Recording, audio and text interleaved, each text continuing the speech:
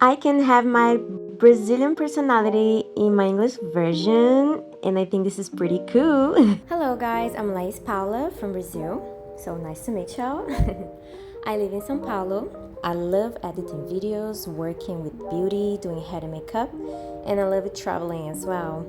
I'm into anything that can tap into my creative side.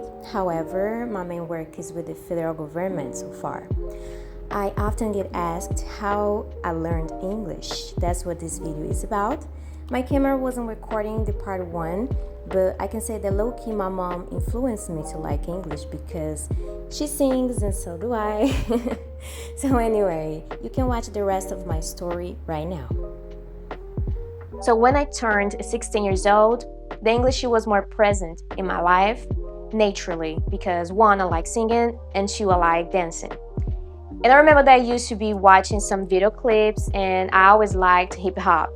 My mom always hated it.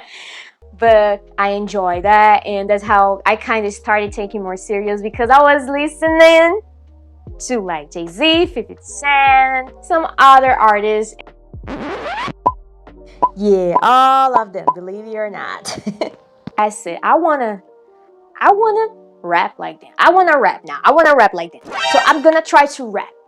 That's how I did. And then out of the blue, I was already there. But I was just writing down the way that I was listening to that. And that's how I started pretending pretty well that I was singing right. That's how I learned. But there's one artist specifically that I used to love it. 50 Cent.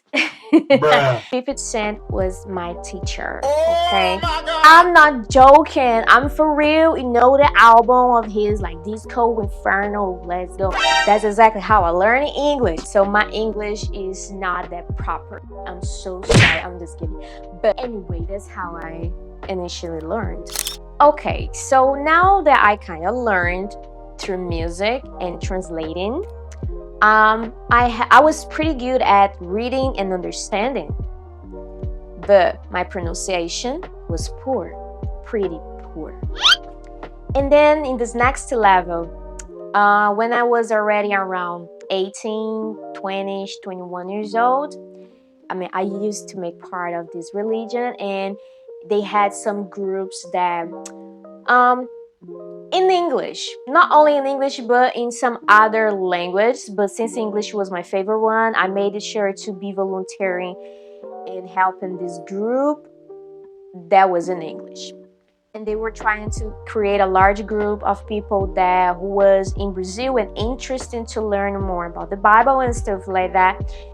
That's how I went to the next level. So I was reading more, and this time I kind of paused with my 50 Cent shit. I'm so sorry. And I kind of paused with my 50 Cent thing.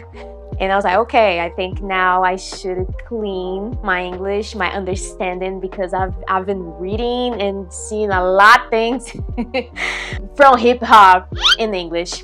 Okay, I gotta refine my English. I started studying more things from religion in English. I ended up meeting someone from the same religion of mine back then. When I met this person, it was online. He was not from Brazil. That kind of connected us, and we started getting to know each other until we named that like a long distance relationship. It was pretty easy and smooth because we had the same beliefs, so we didn't need to get concerned about explaining why you don't do this, why you do that. I'm gonna tell y'all what happened. So I was here in Brazil and he was over there in Houston, and we were talking every day. And I remember that Skype was still a thing back then, and every night we used to talk through the video chat. And he started feeling a little bit concerned, maybe down, disappointed, I don't know the right word, not satisfied with the relationship anymore because of my English. Every time we were on video chat, actually we didn't talk much. We were just seeing each other, but we were typing because my pronunciation was still not that good.